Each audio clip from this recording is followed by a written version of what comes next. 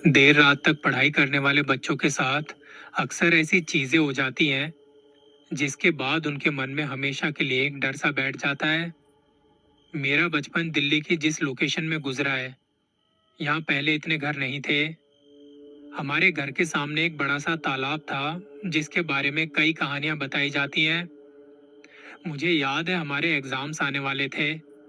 दिन तो दिन, रातें भी हमारी पढ़ाई करते हुए गुजरा करती।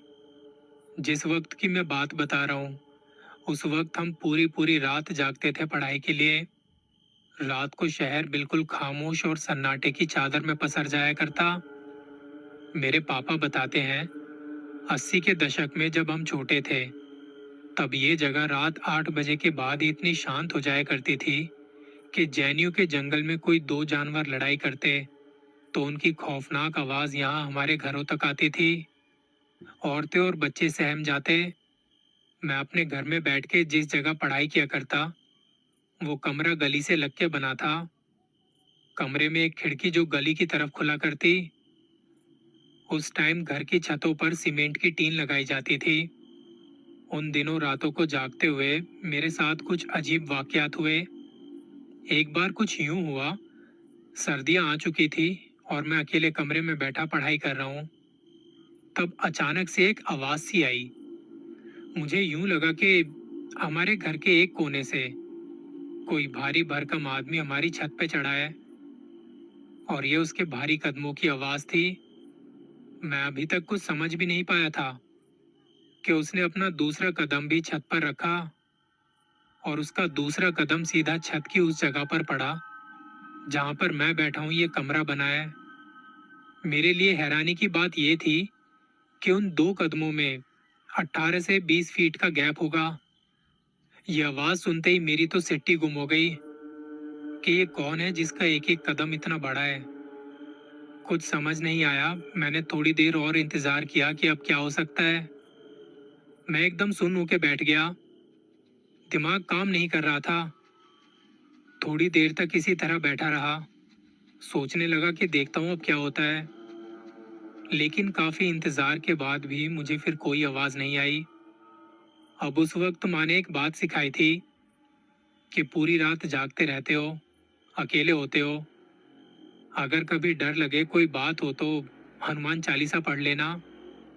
बस तब मुझे ये बात याद आई और मैं हनुमान चालीसा बोलने लगा।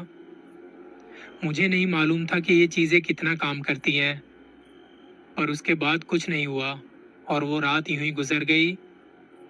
अब इसके 2 दिनों बाद मैं कमरे में बैठा पढ़ाई कर रहा था। खिड़की खुली हुई थी। ये वही खिड़की है जो गली के अंदर खुलती है। हमारी गली करीब 100 मीटर लंबी होगी। आधी रात पढ़ाई करते वक्त मुझे आवाज सुनाई दी, जैसे कोई तकलीफ में है, मदद के लिए पुकारना चाहता है लेकिन उसकी आवाज नहीं निकल रही। अब रात की खामोशी में वो आवाज गली में गूंज रही थी। शायद आसपास घरों में मैं अकेला ही था जो उस वक्त जाग रहा हूँ। अभी मैं उस आवाज पे ध्यान देने की कोशिश ही कर रहा था कि अचानक से वो आवाज दोबारा आई, लेकिन इस बार थोड़ी तेज थी। पहली बार जब मुझे आवाज आई थी तब तो मैं इतना नहीं डरा, लेकिन जब दूसरी बार थोड़ी तेज आवाज आई तब एक बार को मैं घबरा गया। और अब की बार मैं घबराया इसलिए था क्योंकि आवाज अब खिड़की की तरफ से नहीं, बल्कि छत की तरफ से आई थी। मैं हनुमान चालीसा बोलता हुआ खड़ा हुआ, जाके खिड़की लॉक की, किताबें साइड में रख के सोने की कोशिश करने लगा। लेटे लेटे अपने आसपास देख रहा हूँ, हनुमान चालीसा बोल रहा हूँ, और फिर पता नहीं कब कब में मुझे नींद आ गई। मैं रात रात भर पढ़ाई इसलिए करता था क्योंकि एग्जाम्स आने वाले थे। ठीक इस बात के 3-4 दिनों बाद मुझे फिर से कुछ लगा। मैं वैसे ही रात में पढ़ाई करने बैठा, कमरे की लाइट वगैरह जल रही थी, क्या अचानक से जोर की आवाज के साथ मेरे कमरे की खिड़की पूरी खुल गई। मेरा पूरा ध्यान पढ़ाई में था। एकदम से जब खिड़की खुली तो मैं चौंक गया। सोच रहा था इतनी तेज तो हवा भी नहीं चल रही और गली में भी कोई नजर नहीं आ रहा। रात के इस टाइम ऐसा भी नहीं हो सकता कोई शरारत कर रहा हो। मेरे साथ पहले भी 2 बार ऐसा कुछ हो चुका था। तब मैं कमरे से बाहर निकला, मम्मी के पास गया और उन्हें सब बता दिया। उन्होंने कहा तू एक काम कर, यहीं लेट जा मेरे साथ। मैं उनके पास लेटा सोच रहा हूँ कि इससे पहले तो मुझे इतना डर नहीं लगा, पर रात को अचानक से खिड़की के दोनों पटों का यूं खुल जाना, वो भी आधी रात के वक्त, इस बार मुझे डर तो लगा था। आज इतने सालों बाद भी जब मैं उन रातों को याद करता हूँ, कहीं ना कहीं मन में बेचैनी सी होने लगती है। भगवान ही जाने तब क्या हुआ था, पर उस गली में कुछ तो है जिन्होंने मुझे उन रातों में काफी बार डराया, या शायद अपने होने का एहसास दिलाया था। और ऐसा नहीं है ये सब मैंने ही महसूस किया हो, मेरी माँ ने भी उस गली में एक लंबी सी औरत को घूमते देखा है, जिसके लोरी गाने की आवाज उन्होंने कई बार सुनी है। ऐसी बहुत सारी कहानियां हमारे बड़े बुजुर्गों से सुनने को मिलती रहती हैं, जिन्हें सुन के सच में एक बार को सांसें थम जाती हैं। मेरा एक सवाल है, अगर मैं आपसे पूछूं, सोच के देखिए आप किसी सुनसान रास्ते से होके घर की तरफ जा रहे हैं। आपके सामने दो सिचुएशन रखता हूं, आपको सबसे ज्यादा डर कब लगेगा? अगर उस रास्ते पर कोई दो लोग आपको फॉलो कर रहे हैं, आप उन्हें देख सकते हैं। दूसरा, आपको महसूस हो रहा है कोई आपके पीछे है जिसे आप देख नहीं सकते। कौन सी सिचुएशन में सबसे ज्यादा डर महसूस होगा आपको? आज की अगली स्टोरी ने मेरे रोंगटे खड़े कर दिए थे। सतबीर ने पंजाब से अपनी स्टोरी शेयर की है। उन्होंने बताया हमारा एक ढाबा है जो मेरे दादाजी ने बनवाया था। पहले वही यहाँ बैठा करते थे, उनके बाद इसे पापा ने संभाला और आगे मुझे ही संभालना है।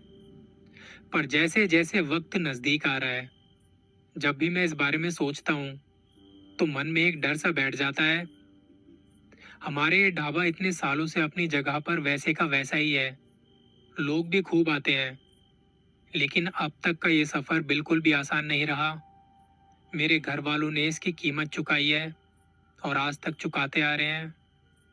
हमारा ढाबा जिस लोकेशन, जिस हाईवे पर बना है, तकरीबन 10 किलोमीटर आगे पीछे तक कोई और ढाबा नहीं है।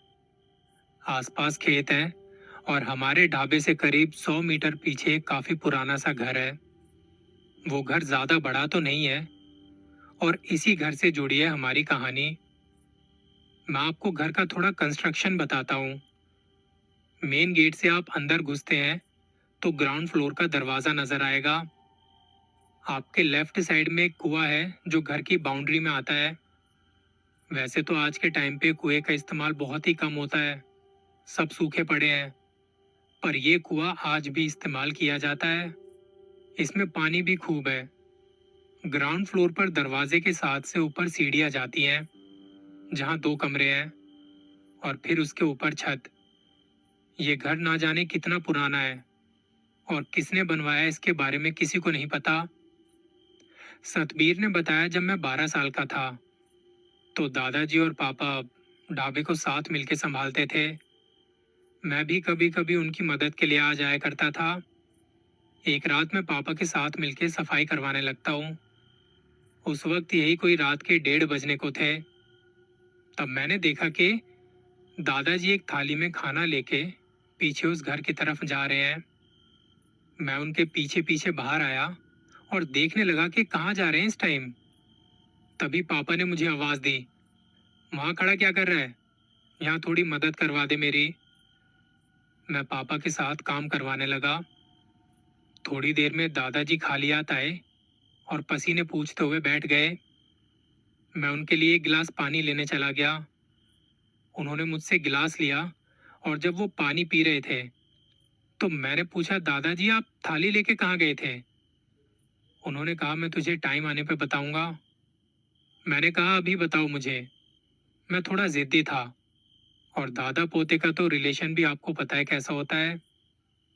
पीछे से पापा कहते, जिद ना कर, बता देंगे टाइम आने पर। इसका मतलब पापा को भी पता है। मैं जब भी रात में उनके साथ रुकता था तो मैंने कई बार दादाजी को उस घर में थाली ले जाते देखा है। एक दिन पापा किसी काम से गए हुए थे और दादाजी की हेल्प के लिए ढाबे पर बस मैं था। रात के 1 बजे के बाद दादाजी कहते मैं अभी आता हूँ। उनके हाथ में थाली थी जिसमें अलग अलग तरह का खाना रखा था। वो थाली लेके पीछे वाले घर की तरफ चले गए। मुझे कहा तू यहीं बैठ, मैं अभी आ रहा हूँ। आधी रात को ढाबे में काम करता था पर मुझे कभी डर नहीं लगा। उन्हें गए हुए आधे घंटे से ज्यादा का वक्त हो चुका था। इस टाइम यहाँ कोई भी नहीं आता। हाईवे पर मुश्किल से ही कोई ट्रक जाता दिखाई देता है। मुझे उनकी फिक्र होने लगी और मैं देखना भी चाहता था कि वो थाली में खाना लेके वहां क्यों चले जाते हैं। मैंने वहीं रखी लालटेन उठाई और उस घर की तरफ जाने लगा। खेतों के बीच से होते हुए एक पतला सा रास्ता सीधा उस घर की तरफ निकलता है। अंधेरा था पर चांदनी रात थी और काफी कुछ नजर आ रहा था वहां। रात की ठंडक और उस हवा को मैंने इससे पहले कभी इस तरह से महसूस नहीं किया। आज कुछ तो अलग है। मेरे मन में सवाल आने लगते हैं कि क्या मुझे जाना चाहिए। दादाजी अभी तक क्यों नहीं आए? वो ठीक तो है ना? मैं ना चाहते हुए भी उस घर की तरफ आगे बढ़ता रहा। वो 100 मीटर की दूरी मुझे इतनी लंबी लग रही थी और ऊपर से रात की खामोशी आपके अंदर डर के साथ साथ सवाल पैदा कर देती है। मैं चलते चलते आज पहली बार उस घर के मेन गेट के बाहर आके खड़ा हुआ। एक लोहे का गेट है जो लगभग जंग खाकर टूट चुका है। वो इतना खुला हुआ था कि एक बंदा आसानी से अंदर आ जा सके। मैं पीछे देख रहा हूँ, ढाबा काफी दूर छूट गया है और इस जगह का सन्नाटा ऐसा था कि मानो यहाँ रुकने के लिए मना कर रहा हो। मैं ढूंढ रहा हूँ दादाजी को। 2 मिनट ठहरने के बाद मेन गेट से अंदर एंटर हुआ। बहुत खामोशी थी यहाँ, किसी चीज की कोई आवाज नहीं आ रही थी। मैं घर के दरवाजे की तरफ जा रहा हूँ तो मेरे लेफ्ट साइड में बाल्टी हिलने की आवाज आई। ये बाल्टी कुएं के ऊपर लटक रही थी। लगा शायद हवा से हिली हो। मुझे घर के अंदर से हल्की हल्की रोशनी होती दिखाई दे रही है और मेन गेट के बाहर जब मैं चुपचाप खड़ा हूँ तो मुझे अंदर से दादाजी की आवाज आती सुनाई दी। वो बोल रहे थे कि आपके रहम से काम बढ़िया चल रहा है और उनके साथ साथ आवाज आ रही थी जैसे कोई खाना खा रहा है। खाते खाते एक भारी सी आवाज आई, आज गोश्त कम है। दादाजी कहते वो पीछे से सप्लाई कम आ रही है। मुझे नहीं पता, जितना गोश्त मेरे लिए चाहिए उतना लाया कर। दादाजी अपनी कांपती आवाज में बोल रहे थे, जी जी मैं ध्यान रखूंगा। मैं समझ नहीं पा रहा था ये किससे बात कर रहे हैं, कौन रहता है इस घर में। मैं उनकी आवाज सुन के अपने कदम पीछे लेने लगा। मुझे एकदम से घबराहट होने लगती है। गेट से बाहर आके मैं जल्दी जल्दी ढाबे की तरफ जाने लगता हूँ। ढाबे पर पहुंच के बैठा ही था कि इतने में दादाजी भी आ गए। उन्होंने मुझे ऐसी हालत में देखा तो पूछा क्या हुआ। मैंने थोड़ा रुकते हुए कहा, आप उस घर में खाना किसके लिए लेके जाते हो? मैं भी वहीं से आ रहा हूँ। आप किससे बात कर रहे थे? वो एकदम से मेरी तरफ देखते हैं। तू क्यों आया था वहां पे? मैंने कहा आपको इतनी देर हो गई थी, फिक्र कर रहा था आपकी। आप बताते क्यों नहीं हो वहां पे क्या है, कौन रहता है उस घर में? वो आज मेरे सवालों को घुमा नहीं पाए। वहीं बैठ के कहते, बेटा उस घर में एक जिन रहता है। मैं हर रोज उसके लिए खाना लेके जाता हूँ। ये जिम्मेदारी मेरी है। गलती मैंने की है तो जिम्मेदारी भी मेरी, और जब तक जिंदा हूं मैं करता रहूंगा। मैंने कहा आप ऐसा क्यों कह रहे हो? उन्होंने कहा इसके पीछे की कहानी आज मैं तुम्हें बताता हूँ। कई साल पहले जब मैंने ये जमीन किराए पर ली थी ढाबा बनाने के लिए, मुझे नहीं पता था हम इतनी बड़ी मुसीबत में फंस जाएंगे। ढाबे का काम वाम करवा के जब करीब महीना भर बीत गया, तब मैं और तेरी दादी रात को सामान समेट रहे थे। मैं बचा हुआ खाना और कुछ हड्डियां पीछे रखाया कि कोई जानवर आके खा लेगा। ढाबा बंद करके हम दोनों घर चले गए। अगले दिन भी रात 1 बजे के आसपास मैं बचा हुआ खाना पीछे डालने गया तो कल फेंकी हुई एक हड्डी तक वहां नहीं थी। आज भी मैंने खाना वहीं डाला। ढाबे में आके तेरी दादी को कहा चल घर चलते हैं। मैंने अपनी साइकिल निकाली और तब पीछे से हड्डी चबाने की आवाज आने लगती है। हमने उस पर ज्यादा ध्यान नहीं दिया और निकल गए। इसके अगले दिन भी सेम यही। खाना डालने गया तो एक हड्डी तक वहां नहीं थी। आज मैं खाना डाल के ढाबे में आया और छुप के देखने लगा कि कौन है जो खाना डालते ही एकदम से खाने आ जाता है। थोड़ी देर तक तो वहां कोई नहीं आया। फिर मेरी नजर उस पुराने से घर की तरफ चली गई। वहां से कोई एकदम से इस तरफ आया और बैठ के हड्डी चबाने लगा। उसे देखते ही मैं डर गया। वो था किसी इंसान की तरह, पर उसका शरीर काफी चौड़ा और हाइट भी अच्छी खासी लंबी थी उसकी। एक बड़े पतीले जितनी हड्डियां वो कुछ ही देर में चबा जाता है, और देखते देखते मेरी आंखों के सामने वहां से गायब हो गया। थोड़ी देर के लिए मैं वहीं खड़ा रहा। तेरी दादी ने मुझे आवाज दी। उसने देखा मैं इस तरफ खड़ा हूं तो मेरे पास आके पूछती है, क्या हुआ, किसे देख रहे हो? मैंने उसे कुछ नहीं बताया। कहा कि बस ऐसे ही खड़ा कुछ सोच रहा था। फिर साइकिल निकाल के हम दोनों घर की तरफ निकल गए। मेरे मन में यही बात थी कि कौन था वो। मैंने पहली बार ऐसी कोई चीज देखी थी और उसे देखते ही मैं कांप गया। अगले कई दिनों तक यही चलता रहा। दिन में अच्छे खासे लोग यहाँ आते थे। काम अच्छा चल रहा था। दिन का बचा कुचा खाना मैं रोज रात को ढाबे के पीछे डाल दिया करता। एक दिन जब तेरी दादी यहीं तेरे पापा को लेके बैठी हुई थी, 3 साल के थे तेरे पापा, मैंने तेरी दादी को कहा मेरी मदद करवा दे। कोई भारी सामान सरकाना था। तेरे पापा को यहीं ऐसे ही छोड़ हम दोनों काम में लग गए और वो पीछे चला गया। आज मैंने अभी तक खाना नहीं डाला था। तेरी दादी कहती, गुड्डू कहाँ है? इतनी रात को अंधेरे में हमारी हालत खराब हो गई कि कहाँ चला गया ये। जब ढाबे में कहीं नहीं मिला, सामने भी कहीं दिखाई नहीं दे रहा, तब एकदम से उसकी आवाज आई। ये आवाज पीछे से आ रही थी। मैं तभी भाग के गया उस तरफ। वहां जाके देखा तो उस जिन ने तेरे पापा को गोद में उठाया हुआ है। वो उसके साथ खेल रहा है। मैंने आवाज दी, गुड्डू, और तभी जिन ने मेरी तरफ देखा। दादी इस तरफ भागती हुई आने लगी। मैंने हाथ के इशारे से उसे वहीं रुकने को कहा। वो जिन मेरी तरफ देख रहा था। उसकी शक्ल मुझे दिखाई नहीं दी, बस आंखें चमक रही हैं। मैं अपने घुटनों पर बैठकर हाथ जोड़ के कहने लगा, गुड्डू। उसने एकदम से कहा, मुझे गोश्त ला के दे, नहीं तो इसे खा जाऊंगा। एकदम से मेरे हाथ पैर फूल गए। मैं भाग के रसोई गया। बचा हुआ खाना लाके उसके सामने रख दिया। गुड्डू को एकदम से उसने मेरी तरफ फेंका। तेरी दादी तो रोए जा रही थी कि क्या हुआ है। मैंने तेरे पापा को दादी के पास छोड़ा और जितना भी बचा हुआ गोश्त रखा था सब उसके सामने डाल दिया। किसी जानवर की तरह जल्दी जल्दी खाने लगा वो। जब वो खा रहा था तो मैं डरते हुए इसके पास गया। हाथ जोड़ते हुए कहने लगा, मुझसे कोई गलती हुई है तो माफ कर देना, मैं चला जाऊंगा इस ढाबे को बंद करके। उसने एकदम से मेरी तरफ गुस्से में देखा और कहा, अगर तू ये ढाबा बंद करके कहीं गया तो मुझे गोश्त कौन देगा? और अगर मुझे गोश्त नहीं मिलेगा, मैं तेरे बच्चे को खा जाऊंगा। जैसे ही उसने बोला मैं डर के मारे कांपने लगा। मैंने कहा, मैं रखूंगा आपके लिए गोश्त। उसने कहा, यहाँ नहीं, वो मेरा घर है। रात को 1 बजे से 3 बजे के बीच थाली आ जानी चाहिए। हाँ हाँ हाँ, मैं करूँगा। वो एकदम से हवा में उड़ता हुआ उस घर की तरफ चला गया। बेटा, तब से ये सिलसिला हर रोज चलता आ रहा है। सतबीर ने पूछा, आपने कभी देखा है उसे? और हम यहाँ से कहीं और क्यों नहीं चले जाते? दादाजी ने कहा, मैंने कभी देखा नहीं है उसे। उसकी शक्ल दिखाई नहीं देती। घर में भी जब थाली देने जाता हूँ, वो किसी पर्दे के पीछे बैठ के खाना खाता है। बेटा, मैंने यहाँ से कहीं और जाने की कोशिश नहीं की, क्योंकि अगर मैं ऐसा कुछ करता तो वो मेरे परिवार को खत्म कर देता।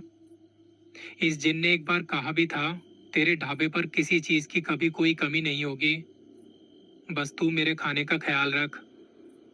और तब से आज तक हर रोज यहाँ ना जाने कितने ही लोग आते हैं। वो जिन खुद नहीं चाहता कि हम यहाँ से कहीं और जाएं। कुछ सालों बाद शायद मैं ये काम ना कर पाऊं।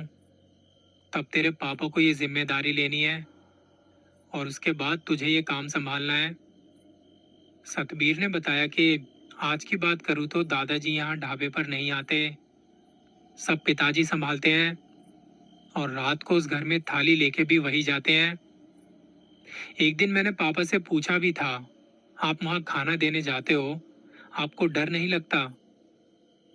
पापा ने कहा बात जब परिवार की हो, उनकी सलामती की हो, तो इंसान हर वो चीज़ करने पर मजबूर हो जाता है जिससे उसे डर लगता है। उन्होंने कहा जब तक मेरे हाथ पैर सही सलामत हैं, तब तक मैं देख लूंगा, लेकिन एक न एक दिन तुझे ये संभालना है। और जैसे जैसे वो वक्त नज़दीक आ रहा है, मैं खुद को तैयार कर रहा हूँ उस दिन के लिए। आज के एपिसोड में बस इतना ही।